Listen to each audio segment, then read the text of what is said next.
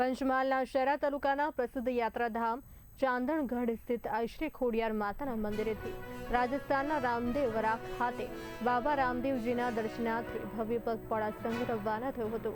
સંઘના પ્રયાણ પૂર્વે ભક્તોએ ખોડિયાર માતાના દર્શન કરી આશીર્વાદ મેળવ્યા।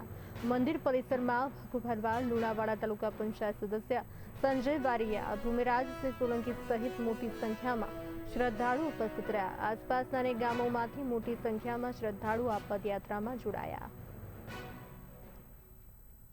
ચાંદલગઢથી રામદેવરા રામાપીરના મંદિરે છેલ્લા 17 વર્ષથી આ સંઘ જઈ રહ્યો છે। જે સંઘમાં હજારોની સંખ્યામાં લોકો જોડાયેલા છે। માતા ખોડિયારના આશીર્વાદ લઈ આ ભાવિ ભક્તો અહીંયાથી નીકળે છે।